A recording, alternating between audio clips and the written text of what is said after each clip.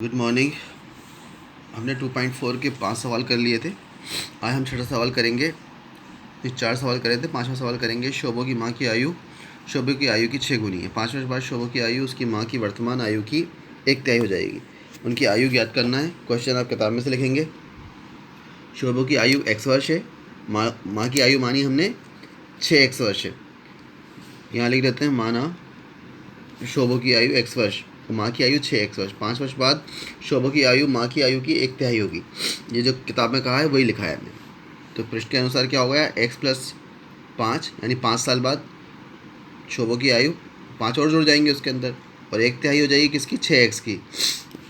तो x+5 बटे 2x। 2x कैसे हो गया, 3 से 6 को काट दिया, 3 दूनी 6, 2x बचा यहाँ पर, तो इसलिए 2x माइनस x, यहाँ से हमने पक्षांतर करा 2x, ये x प्लस के थे तो ये माइनस के हो गए, और ये 5, तो 2x में से x गया तो x बचा, x बराबर 5। तो शोभो की वर्तमान आयु जो x वर्ष मानी थी वो हो गई 5 वर्ष।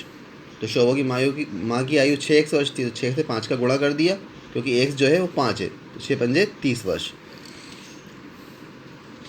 छठा क्वेश्चन है, महुरी गांव में एक तंग आयताकार भूखंड विद्यालय बनाने के लिए सुरक्षित है। इस भूखंड की लंबाई और चौड़ाई 11:4 का अनुपात है। गांव पंचायत को इस भूखंड की बाढ़ कराने में, जो मतलब बाउंड्री कराने में 100 रुपये प्रति मीटर की दर से 75,000 रुपये खर्च करने हैं।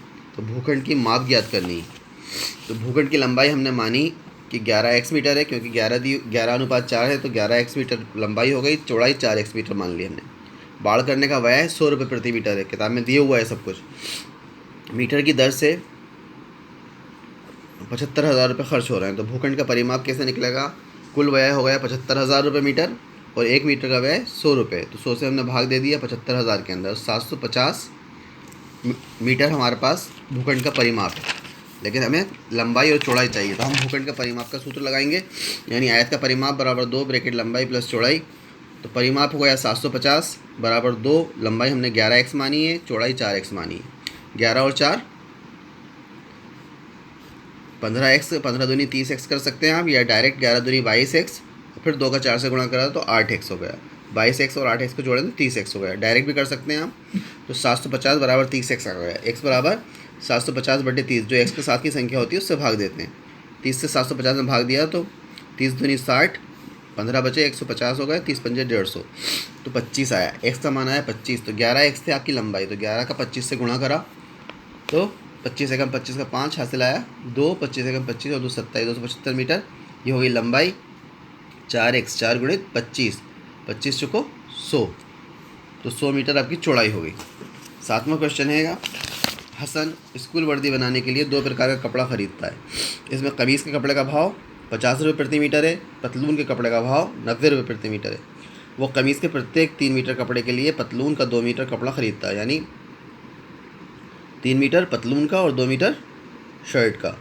वो इस कपड़े को क्रमशः 12% तथा 10% लाभ पर बेचकर 36,000 रुपये प्राप्त करता है। 12% काय पे, कमीज़ पे, और 10% पतलून पे। लिए कितना कपड़ा ख़रीदना होगा, उसे पतलून के लिए कितना कपड़ा ख़रीदना होगा, ये हमें बताना है। सवाल आप हर सवाल किताब में से लिखेंगे। तो हमने मान लिया कि माना कमीज़ का कपड़ा 3x मीटर, पतलून का कपड़ा 2x मीटर, ये सब हमने माना है।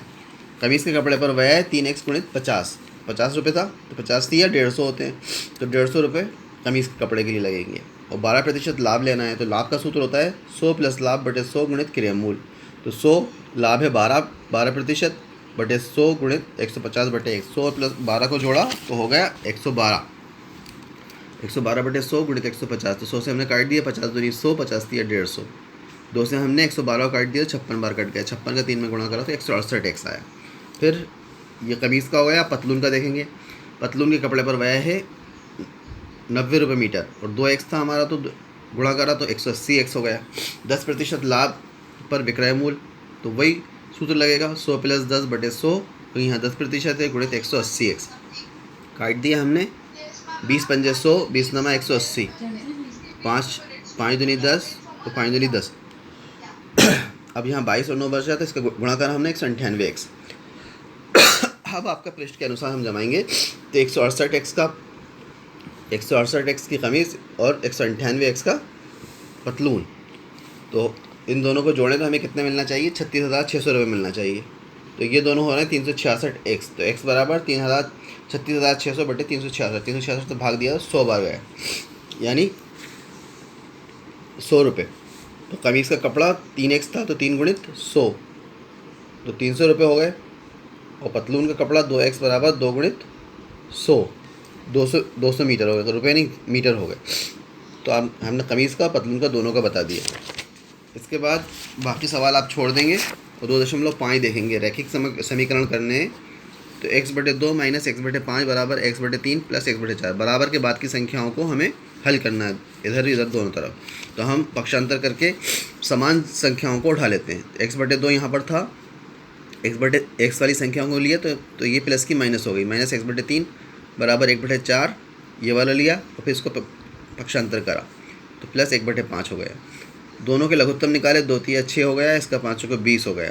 तो जब हमने इसको हल करा तो 2 तिया 6, 3x हो गया, 3 दूनी 6, 2x हो गया, 5 को 20, 4 पंजे 20, 5 एकम 5 हो गया, 5 को 20, 4 एकम 4 हो गया। 3x में से 2x गए तो यहाँ पर बचा आपके पास x/6। 5 और 4 9/20। इसका क्रॉस मल्टीप्लिकेशन होता है, वज्र गुणा करते हैं, जिसे वज्र गुणा कहते हैं, इंग्लिश में क्रॉस मल्टीप्लिकेशन कहते हैं। x का 20 में और 9 का 6 में, तो 20x बराबर 9/6 हो जाएगा। और जब हम इसको हल करेंगे तो x बराबर 9 गुणित 6/20 हो जाएगा। 9 यहाँ पर हम इसको काट देते हैं, 2 तिया 6 और 2 धाम 20, तो 9 तिया 27, 27/10 ये आपका आंसर हो गया। दूसरा सवाल देखिए, n/2 minus 3/n plus 5n बराबर 21, 6n minus 9n plus 10n बराबर 12 बराबर 21। कैसे हुआ ये 2 4 6 का हमने लघुत्तम लिया, फिर इसको हल करा 2 से, 2 छंग 12, 6 बार भाग गया, 6 का n में गुणा करा तो 6n हो गया, 4 का भाग दिया, 4 तिया 12, 3 का 3 में गुणा करा तो 3 तिया 9n हो गया, 6 दूनी 12, 2 बार भाग गया, 2 पंजे 10n। इस प्रकार से आया ये। इन सबको हमने जोड़ा और ये 21 बराबर वैसा का वैसे चल रहा है। तो क्या हुआ, 9n में से 6n गए तो यहाँ 3n बचे माइनस के, 3 और 10 में से 3 चले गए तो 7 बचे, तो 7n बराबर 12। ये प्लस की संख्या है इसलिए माइनस नहीं लगेगा, ये 21 हो गया।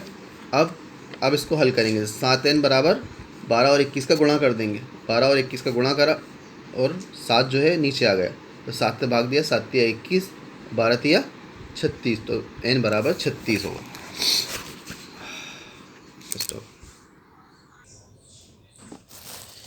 अगला सवाल है x+7 माइनस 8x बराबर 17/6 माइनस 5x।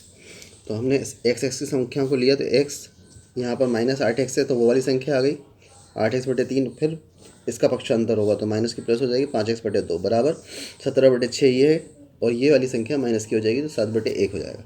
इस तीनों संख्याओं का हमने लघुत्तम निकाला तो 6 आया, इनका भाग देकर गुणा करा तो ये 6x हो गया, ये 3 दूनी 6, 2 अट्ठे 16x हो गए, फिर 2 तिया 6, 2 3 पंजे 15x हो गया। इन सबको जब हमने हल करा तो ये आया 6, तो वैसा का वैसे ही रहा। 16x में से 6 गए तो 10 बचे, और 15 में से 10 चले गए,